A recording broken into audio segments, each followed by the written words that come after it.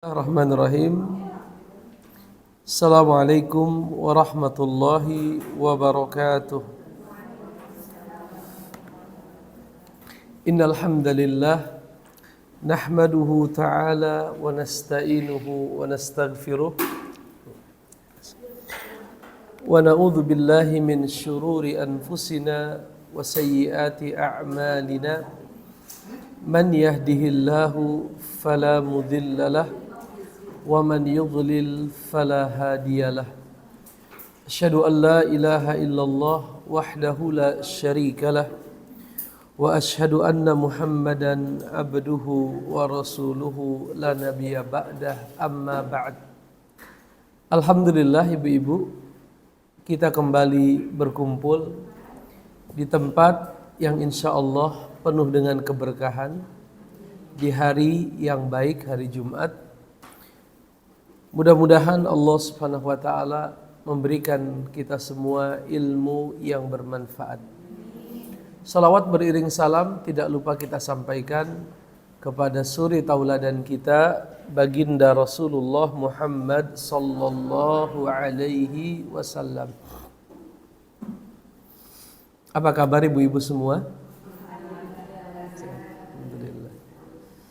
Hari ini kita lanjutkan pembahasan tentang haji, tepatnya di dalam pasal hal-hal yang diharamkan bagi orang yang ihram atau muhrim. Ada muhrim, ada mahram. Bedanya apa ibu? Yang benar, kalau orang yang gak boleh kita nikahi itu muhrim atau mahram? Mahram ya. Kadang masih ada masyarakat yang salah menggunakan. Ini kan muhrim saya. Kalau muhrim artinya orang yang sedang ihram. Tapi kalau orang yang haram dinikahkan namanya mahram. Mahram. Ya, ini mahram saya. Kalau muhrim saya berarti orang yang sedang ihram. Di sini kata penulis Al-Qadi Abi Syuja', wa yahrumu 'alal muhrimi asyratu asya'a. Diharamkan bagi orang yang ihram 10 hal. Ya, ada 10 macam yang dilarang. Yang pertama ibu-ibu adalah lubsu al-makhid. Lubsu artinya memakai. Al-makhid pakaian yang berjahit. Memakai pakaian yang berjahit. Yaitu yang dijahit mengikuti lekuk-lekuk tubuh manusia. Ada tangannya, ada bagian lehernya. Pokoknya dijahit mengikuti apa? Lekuk tubuh. Kalau ihram ada jahitannya enggak itu ibu? Ada atau tidak? Enggak ada sama sekali.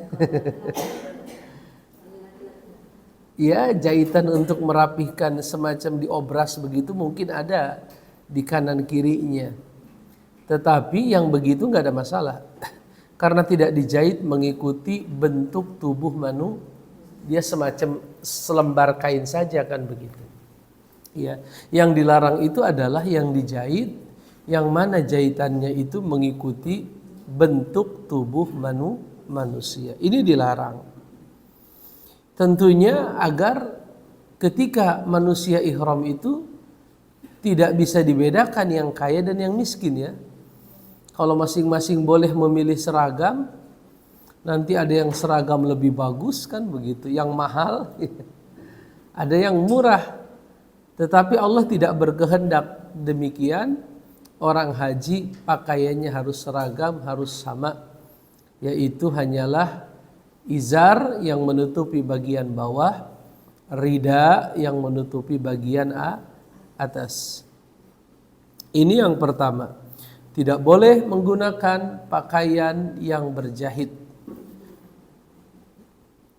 Yang kedua adalah taghtiyatur ra'si minar rajuli wal wajhi minal mar'ati. Tidak boleh menutup kepala bagi laki-laki dan menutup wajah alias menggunakan niqab atau cadar atau yang lain sebagainya ya bagi kaum wanita. Jadi bagi kaum laki-laki tidak menutup kepala, bagi wanita tidak menutup wajah ya. Ibu-ibu bisa lihat penjelasannya.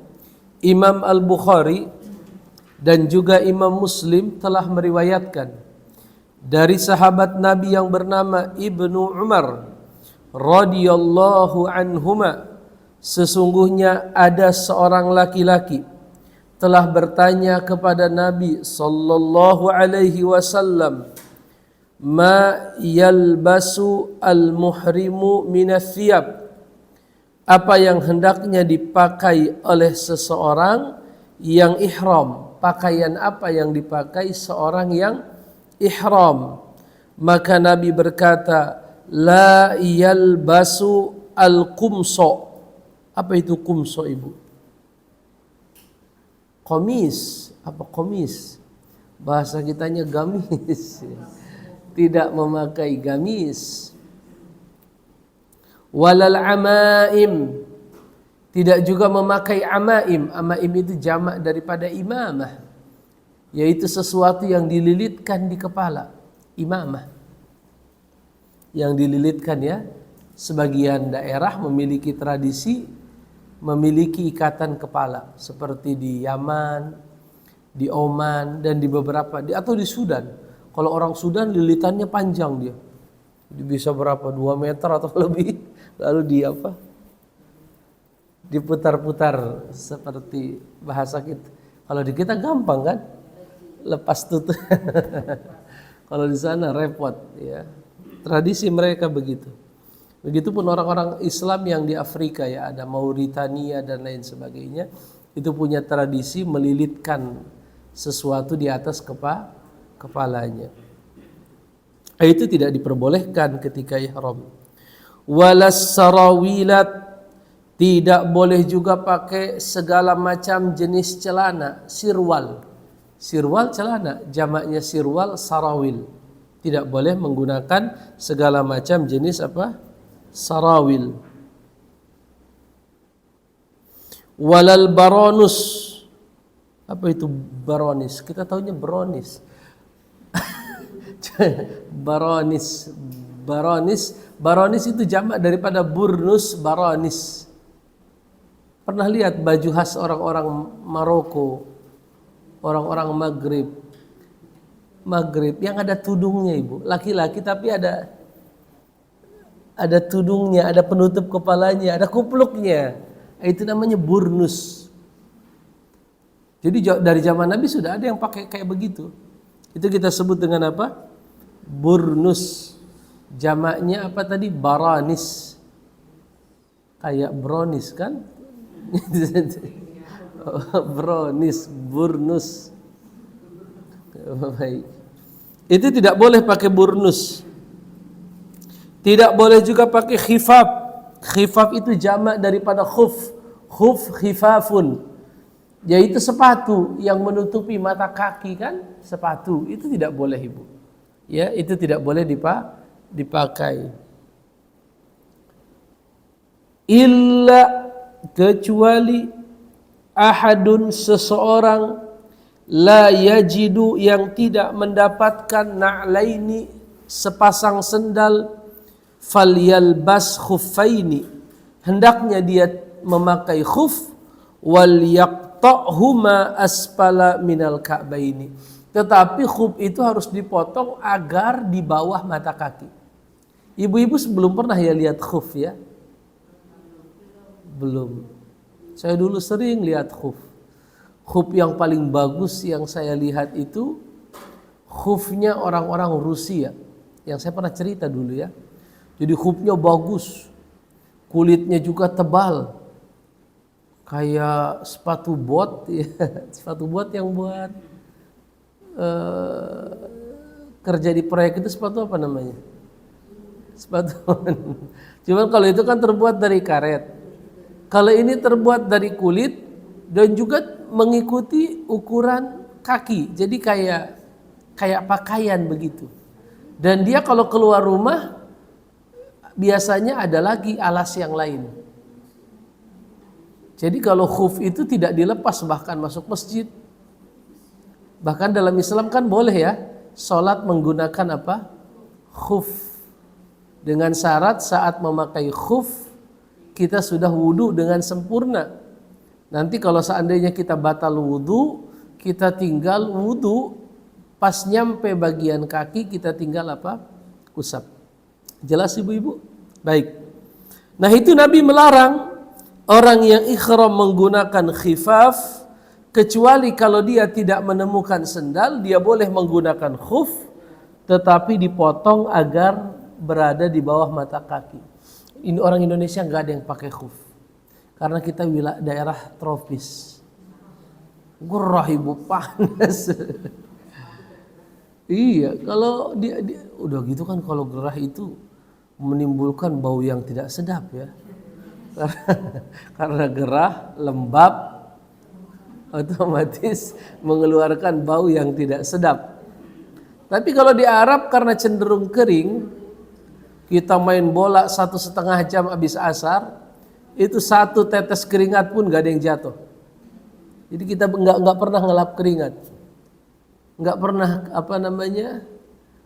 basah bajunya karena main bola, nggak pernah.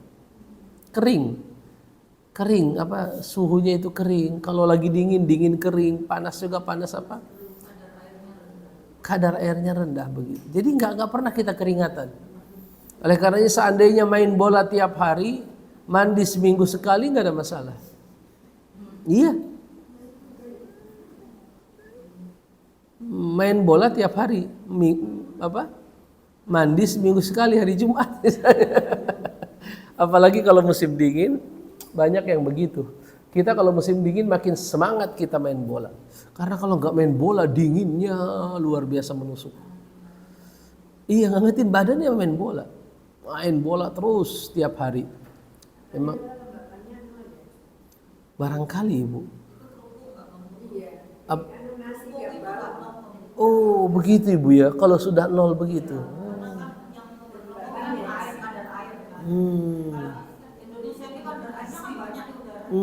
Di udara lembabnya tinggi ibu ya. Oh, kelembabannya tinggi ya. Iya di sana begitu ibu. Jadi kita main bola hampir tiap hari. Main bola juga lapangannya lapangan tanah yang besar itu. Lari-lari ke kanan ke kiri, nggak pernah berkeringat. Tapi kalau sudah malam, apalagi kalau malam sih mau musim dingin musim panas, dinginnya ekstrim. Nah itu kalau udah saya lihat orang Rusia pakai khuf, ya udah sampai pagi, sampai sholat subuh lagi. Jadi wudu udah tinggal ngusap apa? Khufnya aja, khuf atasnya ya, atasnya saja yang diusap begini. Baik ibu-ibu. Lalu dikatakan di sini Rasulullah bersabda, "Wala talbasu minas siyabi syai'an massuhu za'faran." Janganlah memakai pakaian yang sudah massuhu terkena az-za'faran.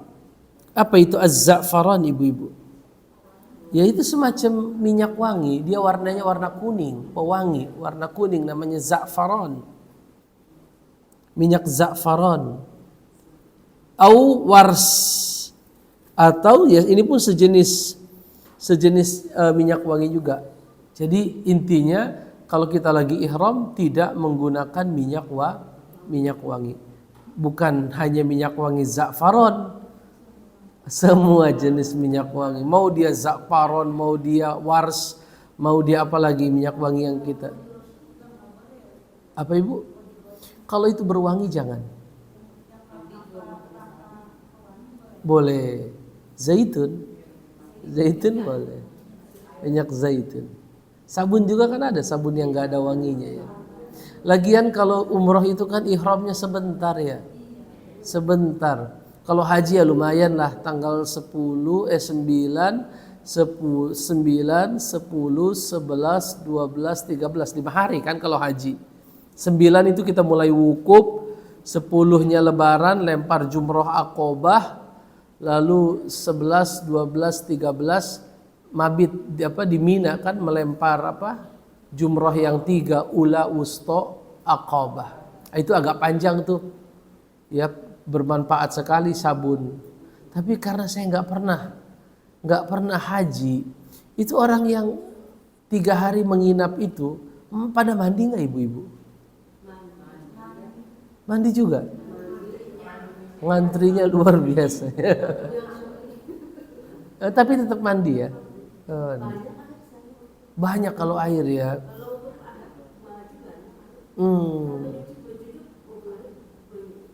Berlimpah. Kalau untuk kamar mandi yang bisa dipindah-pindah atau udah permanen? Ada permanen ibu ya? Oh, permanen. Iya. Kalau yang di wukuf yang dipindah-pindah. Tapi kalau yang di Mina udah permanen ibu ya. Cuman antrinya saja harus sabar ya. Oh, supaya nggak antri. Jam 3 mandinya.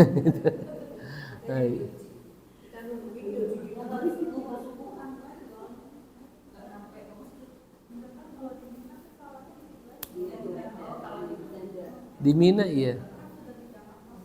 Iya, dijamak terus kan kalau di situ. Masya Allah. Baik ibu-ibu, kita lihat lagi ke buku.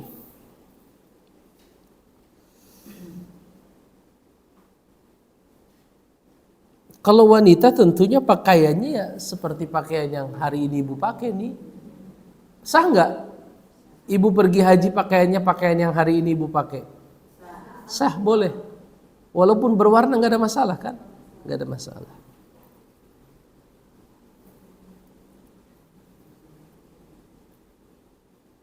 Kalau seseorang saking cantiknya dia khawatir kalau nggak pakai cadar terkena fitnah orang. Saking apa namanya? Saking cantik.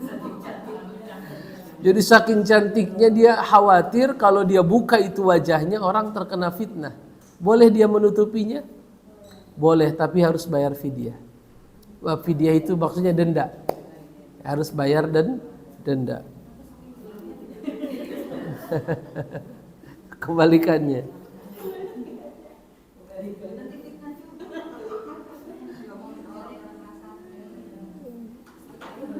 Jadi omongan orang. Baik. Lalu dikatakan di sini ibu-ibu, karena di zaman Rasul ada yang begitu. Di zaman Rasul, zaman sahabat ada yang begitu. Ada yang saking gantengnya disuruh keluar dari Madinah sama Umar bin Khattab. Saking apanya? Saking gantengnya suruh pergi menjauh agar tidak jadi fitnah. Cuman kalau disuruh pergi nanti di tempat barunya jadi fitnah juga. Mungkin untuk menjaga kehormatan Madinah dan lain sebagainya. Ada itu, saya lupa siapa namanya, orang yang gantengnya kebangetan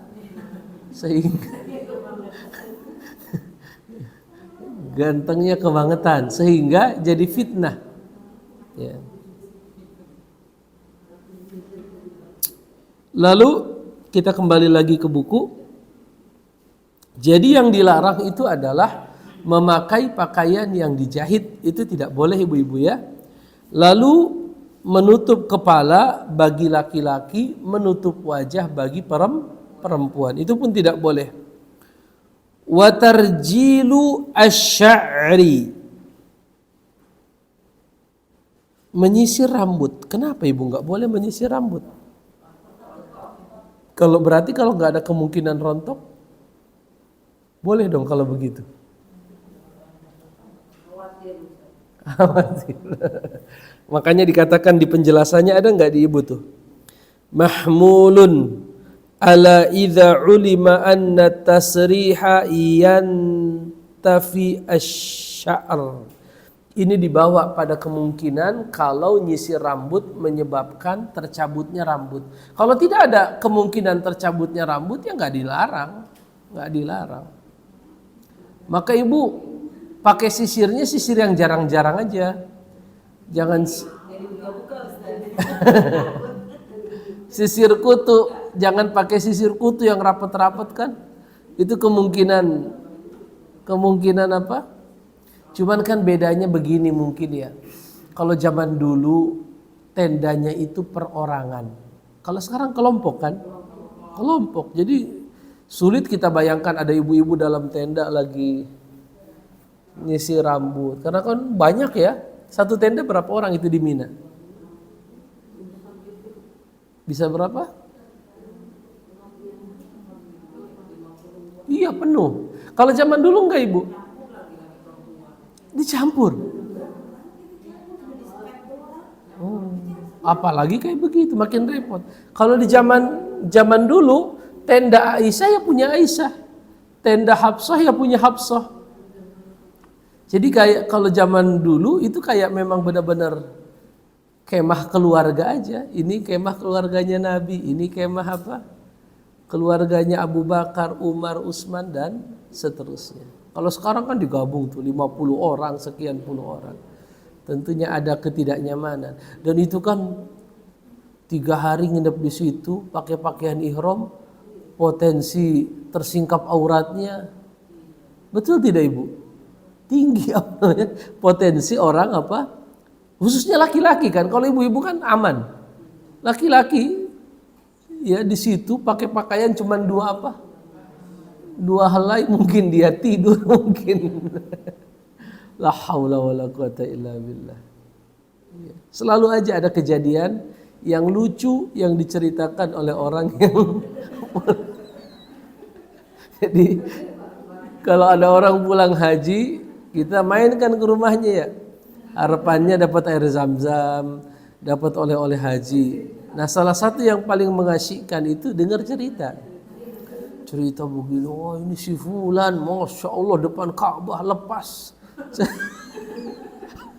Untung ketemu sarungnya katanya. Kalau nggak ketemu, ini namanya orang jutaan manusia di situ Ibu ya. Orang tarik-tarikan masih syukur ketemu apa kainnya. Iya betul. Itu paling seru tuh kalau ada orang pulang haji, kita datang, kita duduk ke rumahnya ngobrol. Oh dia cerita tuh, ngaler ngidul semua diceritain kan. Tapi yang sifatnya pengalaman yang unik, menarik begitu. Lalu ibu-ibu dikatakan di sini wahalquhu, sebagaimana dilarang mencukur rambut.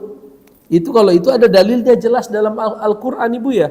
Surat Al-Baqarah 196 ada di buku Ibu. Wala tahliqu ru'usakum hatta yablughal hadyu mahillah. Ya, janganlah kalian mencukur rambut kalian sehingga sembelihan itu sampai pada tempatnya. Maksudnya dikatakan di sini tempat penyembelihan, yaitu di Mina pada hari penyembelihan. Ibu kalau sudah wukuf, itu ketika ibu-ibu sudah di Mina kan sudah boleh pakai pakaian ya. Tahallul apa istilahnya? Bukan sudah boleh Ibu, yang nggak boleh tinggal jima aja. Hari kedua kalau saya nggak salah, hari keduanya nafar awal itu bapak-bapak sebenarnya sudah boleh apa? Iya, setelah ngelempar hari kedua.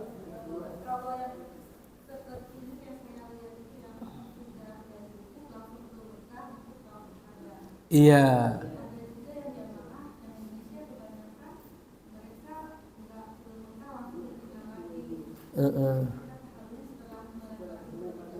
Iya, baru tahallul di situ ya. Hari ketiga berarti ya.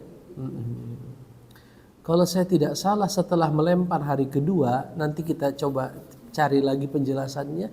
Itu kalau saya tidak salah sudah boleh pakai pakaian. Yang nggak boleh adalah mohon maaf bercampur badan. Itu yang belum boleh. Ya, baik.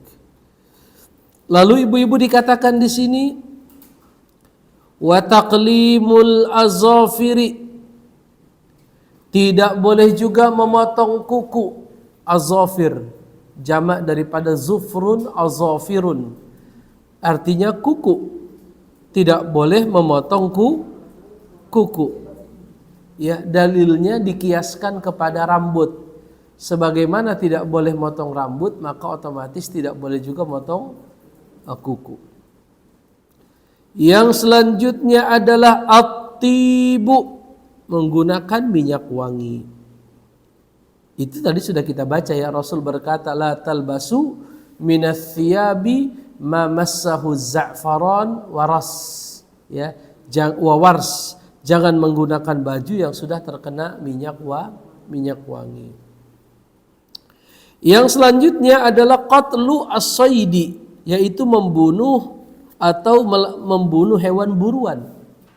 Memang ada hewan buruan di Mekah? Ibu-ibu pernah lihat? Di Mina nggak pernah lihat ada kelinci lewat? Hah? Kelinci ya. Jadi zaman dulu ya, mungkin sekarang kan udah berubah jadi kota ya. Kalau zaman dulu ya, ibu bisa menemukan di situ. Saya dengar dari sejarah itu ada semacam rusa, ada semacam kambing liar, domba yang di bukit-bukit itu, kelinci dan lain sebagainya. Apalagi zaman dulu, saya pernah sampaikan ke ibu-ibu, antara benua Afrika dan benua Asia itu menyatu sebelum adanya penggalian terusan Suez. Di Mesir kan ada terusan apa namanya? Suez. Itu bukan alami, itu buatan manusia. Digali begitu ya. Yang tadinya itu adalah gurun pasir, digali sehingga benua Afrika terpisah dari benua apa? Asia. Ngapain Ustadz digali ya? Untuk supaya orang kalau mau nggak muter jauh, nggak harus mengelilingi Afrika dulu, tapi bisa langsung melalui terusan itu kan.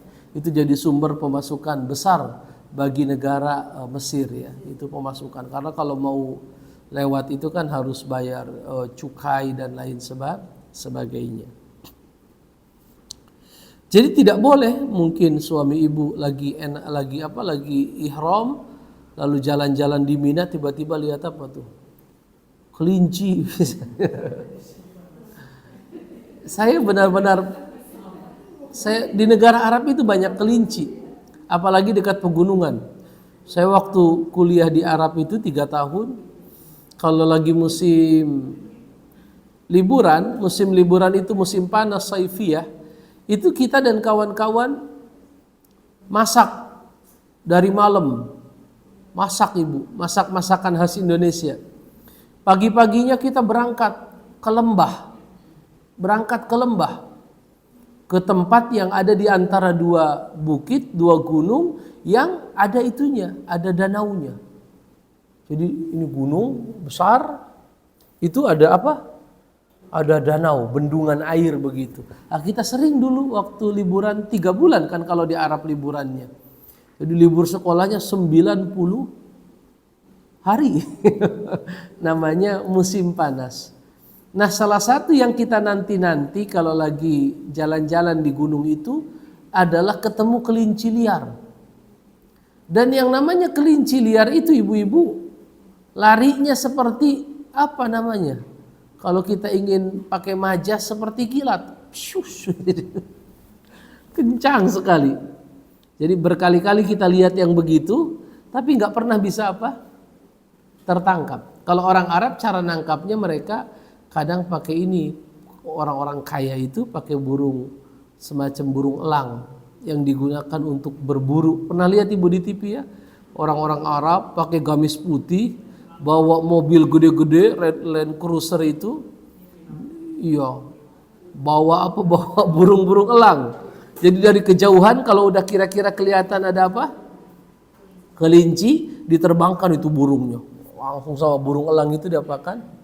Diterkam. Itu banyak kelinci di sana ya, banyak ya. Tapi itu sultan.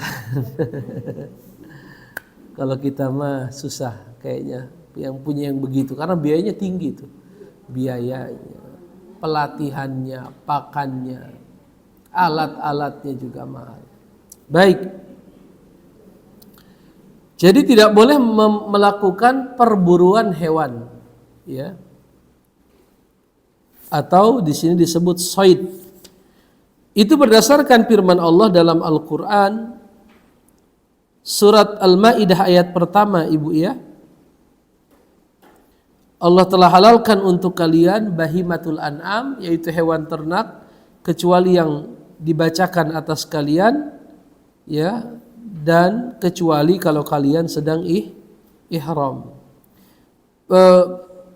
Di ayat yang lain Al-Maidah 95 di situ lebih jelas, ya ayyuhalladzina amanu la taqtulus shayda wa antum hurum. Ada di buku Ibu ya? Ada tidak di buku Ibu? Al-Maidah ayat 95. Di Ibu 96, di saya kok 95 ya?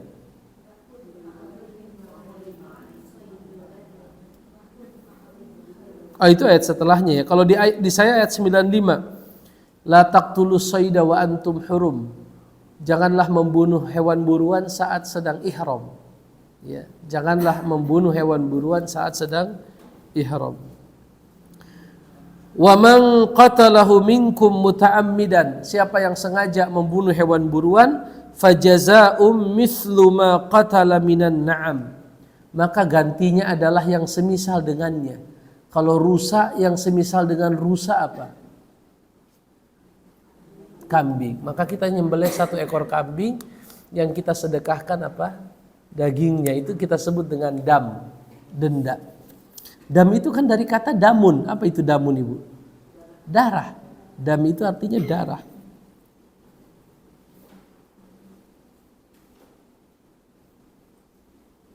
Lalu bagaimana kalau hewannya nggak ada yang semisal? Yang semisal dengan kelinci apa, Ibu? Mungkin kita bisa setuju, bisa tidak. Mungkin muncul perdebatan ya. Tapi di sini Allah bilang au kafaratun ta'amu masakin. Atau kalau tidak ada yang semisal dengannya, kafaratnya memberikan makan orang miskin. Berapa nilai hewan tersebut kemudian diuangkan lalu diberikan kepada orang miskin berupa makanan. Atau puasa ya, kata Allah, atau puasa.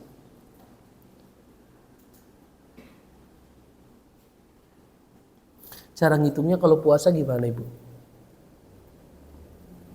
Misalnya harga, ini kita kasih perumpamaan sederhana. Orang nangkep kelinci, lalu dia apa? Dia jadikan sate. Jadi lagi di Mina daripada bosan apa bikin sate kelin. Ya kalau zaman sekarang mungkin Ibu nggak bisa bayangkan karena semuanya sudah catering. Tapi kalau zaman dulu kebayang tidak ada catering, makan susah, warung jauh kan. Tiba-tiba kelinci lewat, boleh jadi diapain? Ditangkep, disate. Terus gimana caranya? Cara gantinya? Cara gantinya ya dihitung, ada nggak hewan yang sejenis dengannya? Atau kasih makan orang miskin. Berapa ini harga kelinci? Taruhlah misalnya harganya sekitar kayaknya sudah kita lihat, kita tanya orang Arab harganya sekitar 300.000 misalnya, 300.000. 300.000 itu kalau dibagi 1 mud, karena kan orang miskin dikasih makan per orang 1 mud, itu dapat berapa mud? Misalnya 1 mud itu paling harganya 30.000. 1 mud itu 1 kali makan. Kalau pakai liter itu hanya sekitar kurang lebih sekitar kalau saya tidak salah Ibu, sekitar kalau pakai kilo sekitar 750 gram. 750 gram. Jadi 1 mud itu Ibu kan ngeluarin zakat fitrah ya. Zakat fitrah itu 2,5 kilo. Satu mud itu setara dengan 1/4 sok. 1 sok takaran yang Ibu keluarkan untuk fitrah. Ibu fitrah berapa takarannya? 2,5 kilo. 2,5 kilo dibagi 4. 2,5 kilo dibagi 4. Ya kita bulatkan jadi sekitar 700 gram. 700 gram. Artinya kalau harga kelinci itu 300.000 misalnya ya, maka kita bilang kayaknya satu kali fidyah itu harganya 30.000. Satu kali fidyah ngasih makan kan, opsinya kan ganti senilai itu atau kasih makan orang miskin atau puasa. Berarti kalau harga kelinci 300.000 itu kalau kita bagikan ke orang miskin itu jadi 10 paket, berarti kita puasa 10 hari. Jadi cara ngitung puasanya gitu.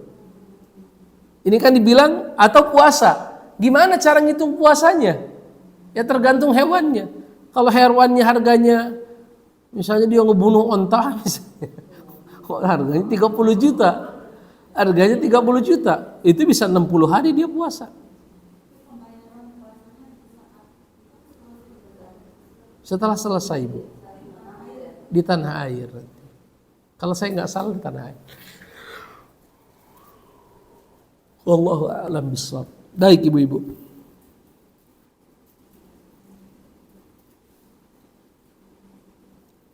Hari ini banyak yang nggak hadir atau hadir semua ini? Banyak yang nggak bisa hadir ya. Bu Aaf juga tidak bisa hadir katanya hari ini. Katanya tadi ada keperluan apa gitu pagi-pagi. Masya Allah. Boleh Bu Ratna.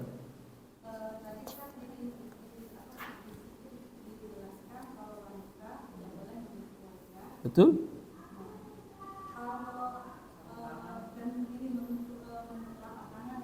Kufaz ya. Tidak boleh menggunakan sarung tangan.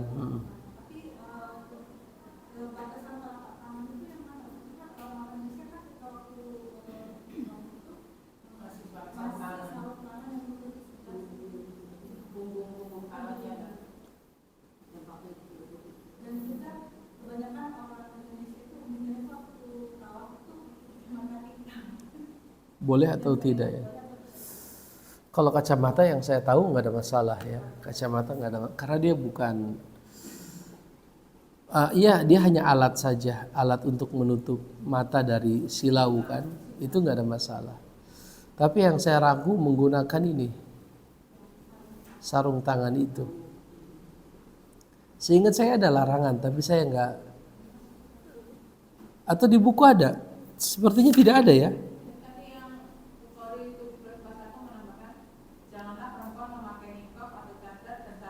Iya jelas berarti. Sarung tangan seperti yang biasa dipakai Ibu, sarung tangan penutup.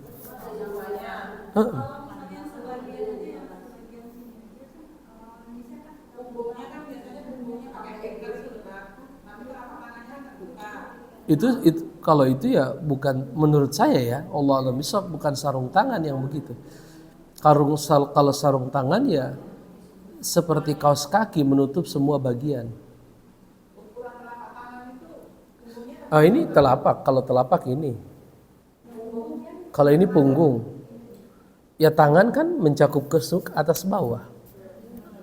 Dilarang menggunakan sarung tangan. Ketika kita pakai sarung tangan, wallahu a'lam bishawab, bawahnya kan dilarang, atasnya juga dilarang. Lalu bagaimana kalau cuma satu? Atau misalnya begini, boleh nggak seorang wanita menarik begini? Kan begini. Ya. Artinya dia tarik supaya tertutup begini ya. Boleh atau tidak? Karena dia khawatir, karena dia bermazhab Imam Syafi'i, khawatir dia apa? Menyentuh. Atau misalnya boleh nggak dia masukkan ke dalam kerudungnya? Apakah itu masuk juga kategori bersarung tangan? Menurut saya sih tidak. Itu tidak dianggap kategori apa? Bersarung tangan. Ya sarung tangan ya kita paham, yaitu kain yang memang dibuat membentuk tangan sehingga tangan itu tertutup dengan apa? Dengan sempurna.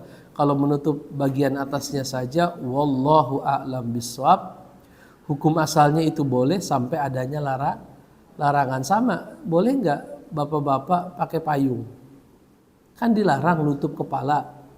Boleh nggak pakai payung, Bu Ambar? Bapak-bapak lagi ihram, pakai payung. Boleh, nggak ada masalah. Yang nggak boleh pakai peci nih kayak gini, nggak boleh. Tapi pakai payung nggak ada masalah. Nah, itu bisa kita jadikan sebagai apa? Logikanya, kiasnya. Wallahu a'lam.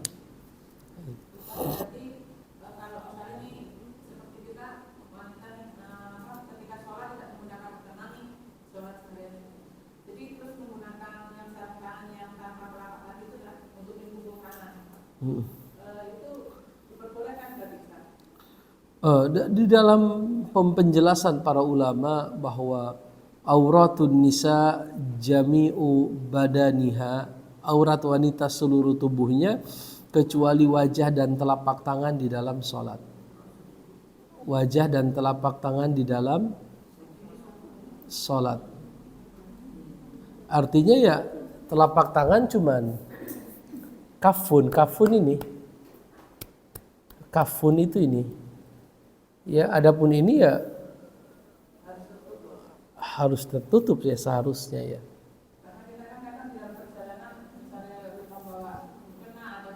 Iya. Dan bisa mungkin Ibu dimasukkan ke dalam kerudung.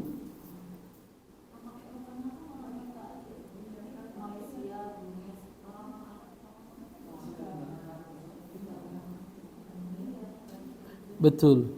Bahasa orang Indonesia punya kekhasan memakai mukena ya.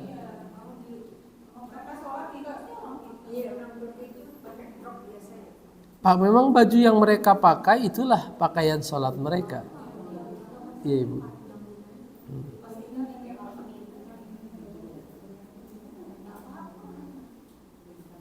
Ini namanya apa yang atas ini Bu? Kalau yang dalam kan telapak. Kalau yang di atas punggung ya.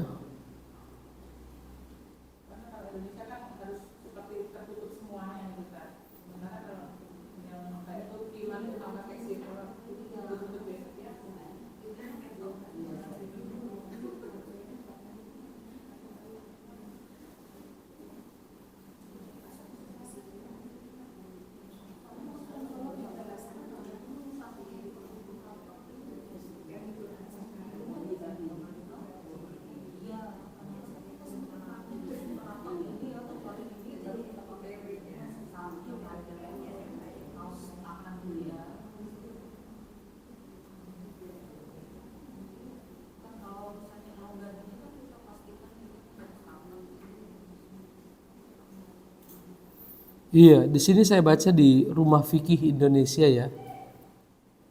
Dikatakan yang jadi masalah adalah ketika kata kafun, tadi saya bilang kan aurat wanita seluruh tubuhnya kecuali wajah dan kedua kafun, kafaini. Itu penerjemahan dalam bahasa Indonesia apa? Apakah diterjemahkan tangan atau diterjemahkan telapak tangan? Itu berkonsekuensi hukum. Kalau diterjemahkan telapak tangan ya berarti yang boleh kelihatan cuman ini saja. Adapun bagian luarnya nggak boleh. Iya, coba kita lihat. Yang jadi titik masalah adalah tentang istilah telapak tangan dalam bahasa Indonesia. Kalau al-kafaini diterjemahkan sebagai telapak tangan, sebenarnya bukan penerjemahan yang tepat menurut beliau. Sebab yang dimaksud dengan kafaini adalah tapak tangan mencakup bagian dalam atau biasa disebut dengan batinul kaf dan juga mencakup luarnya zahirul kaf. Iya, ini namanya batin al kaf, ini zahir kaf.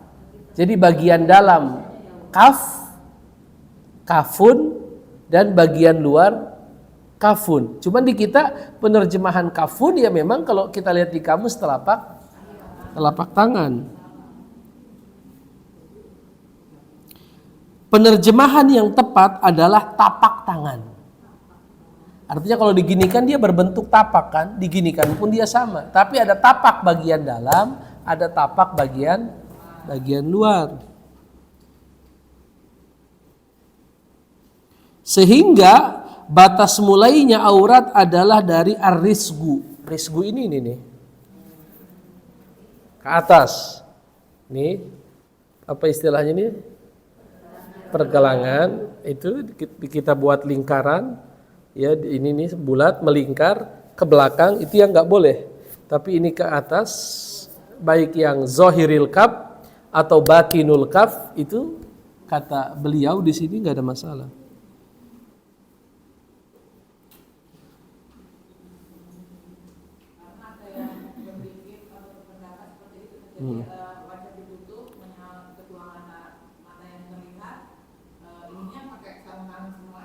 Ketika betul. Jadi memang termasuk kalau saya tidak salah mazhab Imam Syafi'i. Imam Syafi'i itu berpendapat bahwa aurat wanita seluruh tubuhnya kecuali wajah dan telapak tangan saat sholat. Itu pun hanya saat sholat saja. Itu termasuk Imam Syafi'i kalau saya tidak salah. Walaupun kan nanti muncul pembahasan apakah wajah itu wajib ditutup, artinya wajib bercadar ataukah sunnah. Wallahu a'lam bishawab. Sebatas ilmu saya, pemahaman saya itu sunnah. Artinya menutup wajah bagi wanita itu adalah sunnah. Jelas Ibu? Baik. Artinya boleh dibuka kan begitu ketika di luar salat. Tapi kalau di mazhab Imam Syafi'i definisinya begitu. Auratun nisa jami'u badaniha illal wajh wal kaffaini fis shalah. Aurat wanita seluruh bagian tubuhnya kecuali wajah dan tangannya di dalam salat. Kafnya mencakup batinul kaf wa zahirul kaf, bagian dalam dan bagian luar. Laki-laki itu auratnya adalah dari pusar ke lutut, itu pendapat yang lebih kuat. Kalau pakai yang pakaian ihram itu Ibu, laki-laki sebenarnya baik.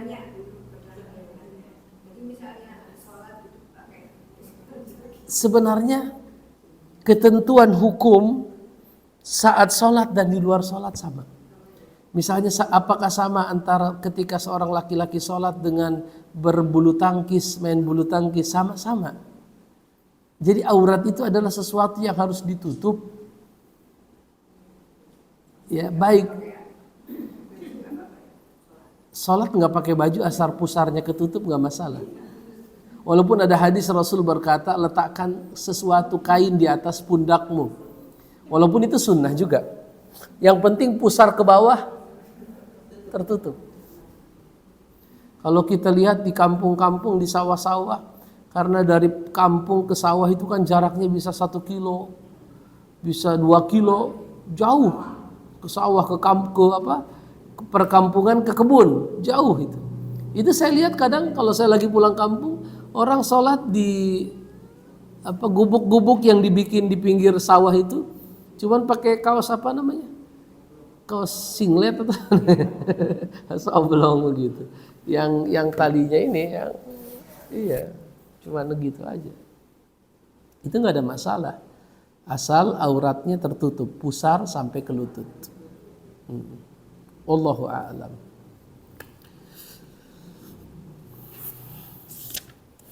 Lanjut ibu-ibu, wa aqdun nikah. Aqdun nikah. Tidak boleh melakukan akad nikah. Kalau menikahkan sama aja. Kalau dia telepon ke Jakarta, saya kan lagi haji, saya wakilkannya kepada kamu. Gimana? Bisa tidak? Allah alam bisawab, yang saya pahami dari penjelasan para ulama, sesuatu yang tidak bisa dilakukan sendiri tidak bisa juga dia wakilkan ke orang lain. Dia tidak bisa mengerjakannya sendiri, maka dia tidak punya hak untuk mewakilkannya. Ya sabar saja sampai nanti ibadah hajinya selesai.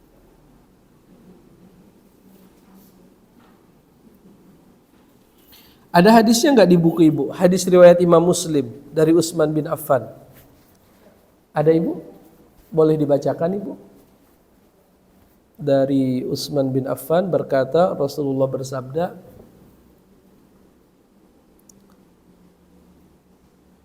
Ibu Ambar ada? Iya? Betul? Umar atau Utsman Ibu? Baik. Dia berkata bahwa Rasulullah SAW bersabda, la yankihul muhrimu wa la yunkah. Orang yang sedang ihram tidak boleh menikah dan dinikahi. Menikah dan dinikahi. Menikah ya berarti dia yang menikah. Yunkah dinikahi. Wanitanya ya. Artinya nggak boleh dia jadi mempelai laki-laki atau jadi mempelai perempuan. Baik. Yang selanjutnya adalah al-wat'u. Saya rasa ibu-ibu sudah tahu, yaitu campur badan, itu jelas, dan itu perusak yang paling besar di dalam ibadah haji dan umrah adalah bercampur badan. Walaupun dia sempat dapat wukuf, tapi kalau sudah campur badan tidak sah hajinya, harus diulang tahun depan kalau masih bisa berangkat. Kalau nggak bisa berangkat ya resiko dia belum resmi jadi Pak Haji. belum resmi dapat Pak Haji. Begitupun diantara yang dilarang al-mubasyarah bisyahwatin. Apa itu mubasyarah? Melakukan, mohon maaf, ya seorang istri ya beraktivitas dengan suaminya, mubasyarah namanya. Apa bahasanya, bercumbu atau apa? Bisyahwatin, dengan syahwat. Mubasyarah itu sebenarnya bersentuhan kulit. Bersentuhan kulit ada yang dengan syahwat, ada yang tidak dengan syahwat, betul ya? Seorang suami mau berangkat bekerja, lalu dia mencium istrinya misalnya. Ada syahwatnya enggak? Boleh jadi enggak ada. Cuman hanya sekedar cinta, penghormatan dan lain sebagainya. Jelas ibu-ibu? Dalilnya ada di Al-Quran ibu-ibu ya. Al-Baqarah 197. Allah berfirman, Al-Hajju ashhurum ma'lumat. Haji itu di bulan-bulan yang maklum, artinya yang sudah diketahui. Faman farada fihinnal hajja fala rafatha wala fusuqa wala jidala fil hajj. Barang siapa yang sedang mengerjakan haji, maka janganlah dia rafath, artinya jima. Wala fusuqa, dan jangan juga dia melakukan kefasikan. Wala jidala fil hajj, dan janganlah dia berbantah-bantahan ketika haji.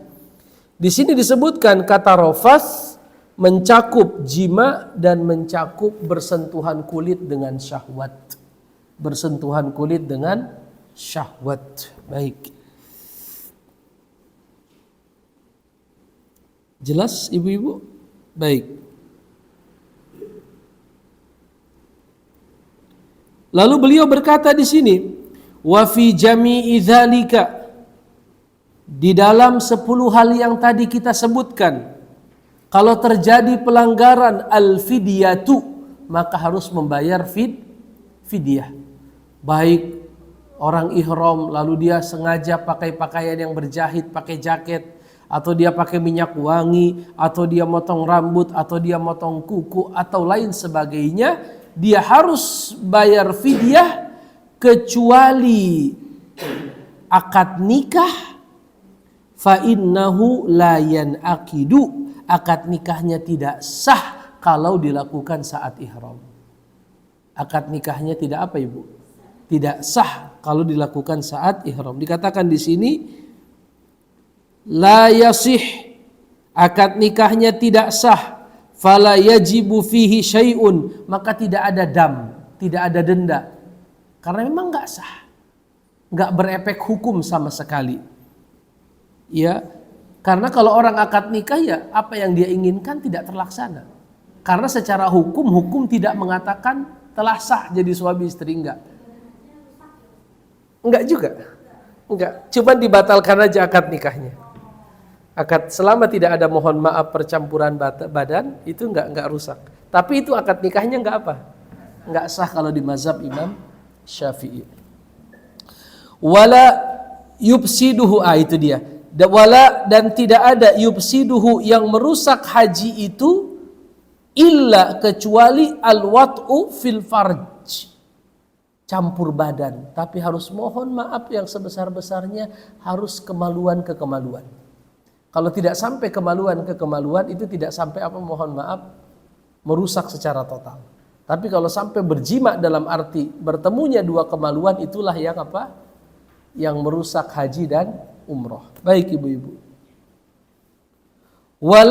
Pertanyaan, Ustadz, kalau orang bercampur badan, berarti dia pulang duluan dong? Pulang duluan ke Indonesia? Atau gimana? Karena kalau dia lakukan nggak sah hajinya. Gimana ibu-ibu?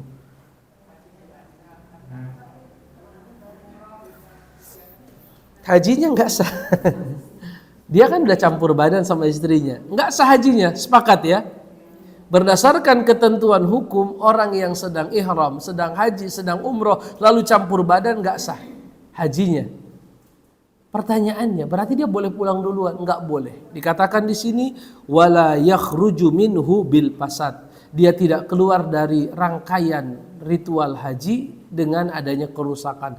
Artinya dia tetap wajib wukuf, dia tetap wajib melakukan tawaf ifadah dan lain sebagainya. Apa dalilnya? Ibu lihat di buku. Berdasarkan firman Allah dalam surat Al-Baqarah ayat 196, ada ibu ya. Allah berfirman, wa atimmul hajja wal umrah.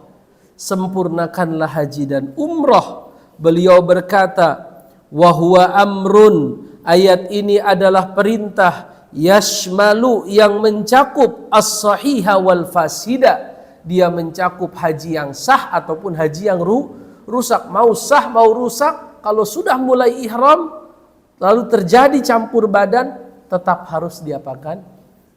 Diselesaikan. Terus kalau nggak diselesaikan gimana? Ya salah dua kali. Campur badan salah.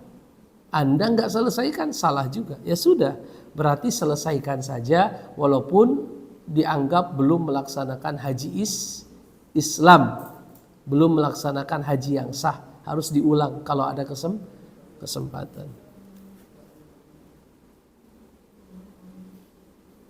Kalau haji tamattu yang pernah kita bilang, dia kebagian kloter pertama. Itu di akhir Syawal atau di awal Zulqa'dah sudah berangkat. Umroh paling 2 jam beres. Ya, atau kalau cepat masih muda gesit. Kalau udah nyampe Mekah ya, maksud saya 1 jam mungkin bisa atau lebih lah misalnya kan. Tawaf 7 kali, lalu sholat 2 rakaat. Kalaupun nggak sholat kan itu sunnah sholat itu kan. Dia langsung sa'i, Safa Marwa 7 kali misalnya kan. Udah langsung tahallul. Sedangkan haji masih 1,5 bulan lagi. Karena dia dapat kloter boleh nggak campur badan? Boleh, itulah yang disebut dengan bersenang-senang. Haji tamattu. Cuman saya pengen tanya ke ibu-ibu yang haji tamattu, yang pernah melaksanakannya. Itu ketika di Mekah hotelnya gabung atau berdua-berdua?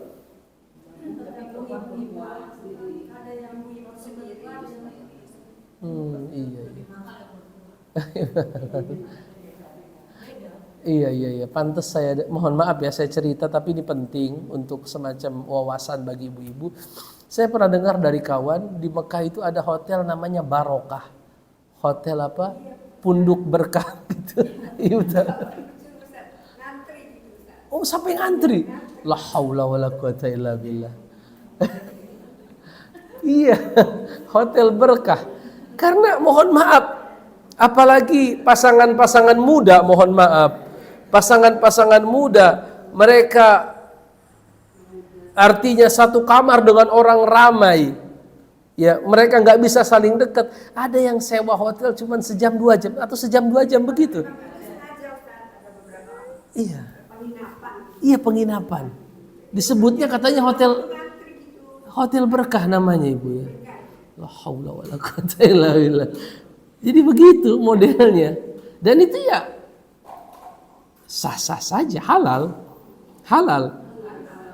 Karena kan itulah disebut dengan haji tamattu. Kalau bahasa ibu-ibu kemarin apa? Tamasya makan turu. Maka dibilang tamattu, tamasya makan dan turu. Ya. Kalau zaman Nabi tadi yang saya bilang, mereka bisa melakukan apapun karena mereka menggunakan apa?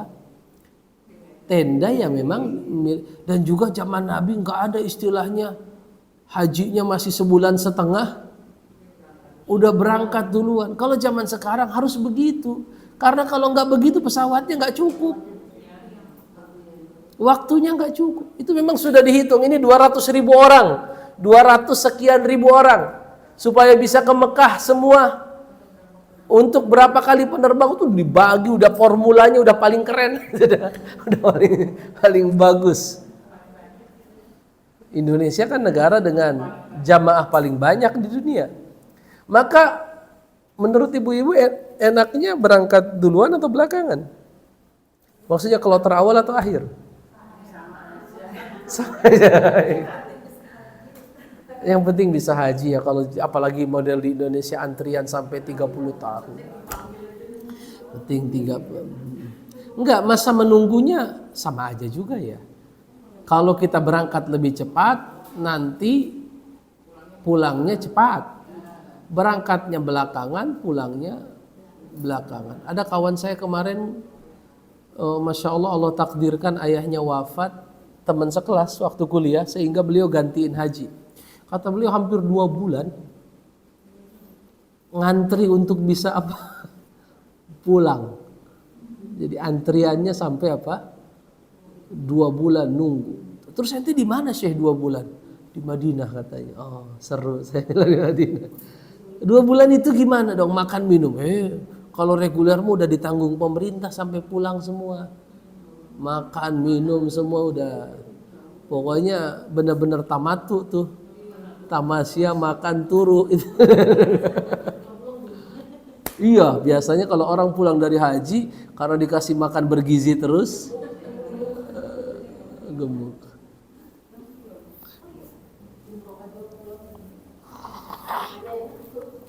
Apa ibu?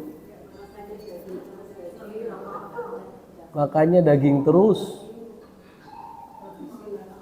Dan makanannya persis kayak makanan Indonesia. Persis kan ibu? Saya pernahnya umroh. Itu makanannya persis sama makanan apa? Indonesia. Ada sayurnya, ada ikannya, ada dagingnya, semua lengkap. Ya. Baik.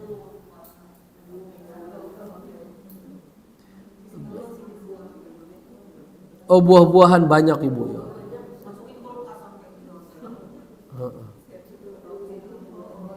Dan yang saya pernah bilang ke ibu-ibu, banyaknya buah-buahan di kota Mekah itu bagian dari doanya Nabi Ibrahim ya. Jadi Nabi Ibrahim bilang, warzuqhu minas samarat la'allahum yashkurun. Berikan mereka rizki dalam bentuk buah-buahan agar mereka bersyukur kepada Allah. Dan itu makanya orang dari seluruh dunia ngirim buahnya kemana? Ke Mekah. Delimanya segede-gede. Dibawa pulang ibu.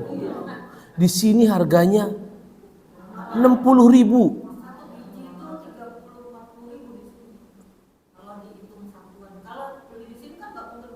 Saya beli belum lama di Jatinegara, kan suka ada tuh Jatinegara tukang-tukang buah, tapi jualnya buah-buah aneh begitu.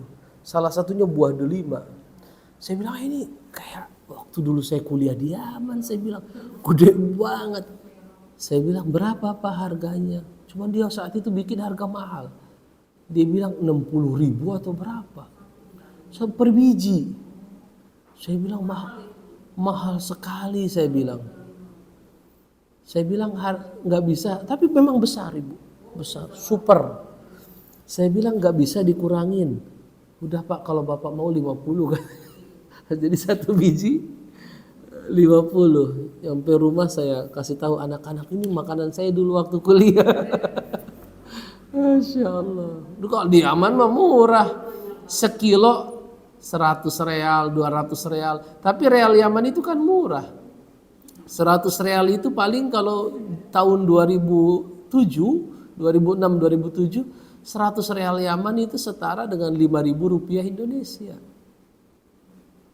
Real Yaman itu nilai terendah, rendah nilainya, nggak kayak di Saudi kan. Saudi kan per 1 realnya berapa? 4.000 sekarang. 4.400 malah, tinggi.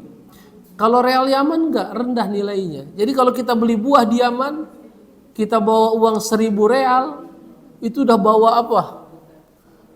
Berkantong-kantong buah-buahan. Ya. Dan buahnya itu berkah. Apalagi saya yang paling suka itu di sana buah mangga. Mangganya gede-gede, manis. Iya ibu di sana.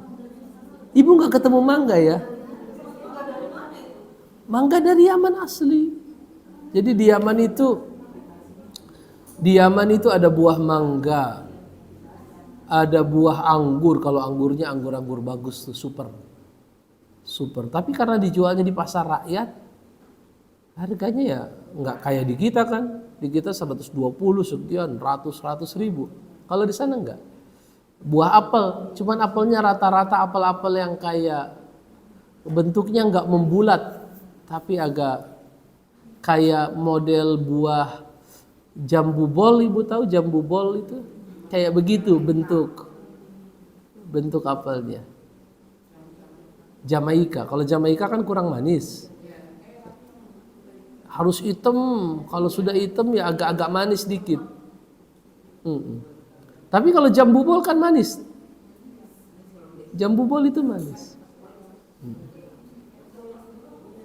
Cuman jarang sekarang kita lihat ya jambu bol itu ibu. Banyakan di mana-mana saya lihat Jamaika semua. Lebih mudah kayaknya dia berbuah, lebih mudah tumbuh. Baik ibu-ibu. Apa itu ibu? Oh, saya belum dengar. Sepanjang Surya Kencana, Surken. Oh.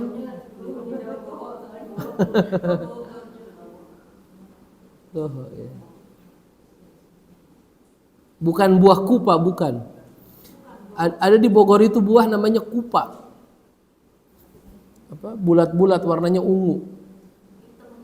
Iya, hitam ungu. Di dalamnya ada bijinya juga. Seger. Iya itu. Kalau di Bogor namanya kupa. Buah-buahan yang banyak di Bogor yang kupa, kemang. Kalau kita ke Pasar Anyar, di situ sering kita lihat. Sampai sekarang masih. Kalau kita ke Pasar Anyar, Dewi Sartika di situ masih ada tuh yang jual-jual buah apa. Kalau Jakarta nggak pernah kita lihat. Ada orang jual apa? Taunya daerah Kemang aja tuh, Jakarta Selatan. Bantar Kemang, Bogor. Bantar Kemang, IPB kan. Ibu kalau tahu Bantar Kemang, rumah ibu di Bantar Kemang. Kalau kita masuk ke Bantar Kemang, itu ada pesantren Darul Ulum. Saya pernah di pesantren di situ, tapi nggak selesai. Maksudnya cuma 2 tahun. Akhirnya saya pindah ke sekolah Muhammadiyah, Bantar Kemang, pesantren Darul Ulum. Tuh, rame. Kalau kita ke atas terus, itu kan Katulampa ibu ya. Tas. Iya. Katulampa. Masya Allah. Ada pertanyaan ibu-ibu terkait pembahasan kita hari ini? Kalau yang orang nikah di Mekah itu apa? Dia umroh itu ibu. Dia umroh, beres umroh dia akad nikah. Udah beres itu. Sempat viral kan di pelataran Masjid Nabawi, ada orang Indonesia mengabadikan apa? Akad nikahnya di sana. Bisa, nggak ada masalah. Cuma nanti ya orang KUA-nya nggak datang gitu. Orang KUA, kantor urusan agama, ya nggak mungkin kan dari Indonesia orang KUA-nya. Ya paling nikah secara syar'i aja, nikah secara agama, nanti tinggal pencatatannya di Indonesia. Nggak ada masalah itu. Dan yang saya dengar belum lama ini ternyata kalau ke KUA selama ada saksi-saksi, ada materai dan lain sebagainya, itu bisa diajukan apa? Surat nikahnya. Yang penting bawa apa? Lengkap, semacam hitam di atas putih begitu. Allah a'lam bishawab. Masih ada pertanyaan ibu-ibu? Sama Ustaz Azizan lagi bahas apa? Hari-hari ini?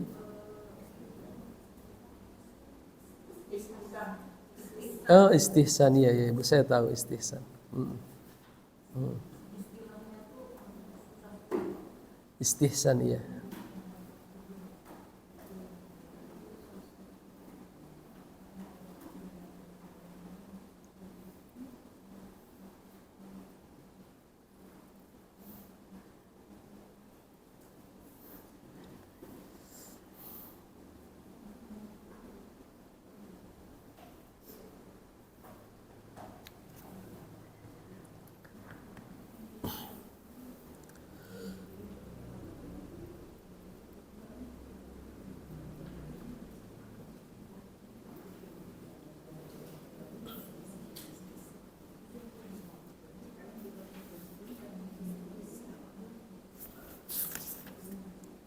Sedikit lagi Bu ya, masih ada poin sedikit lagi ya, yang apa?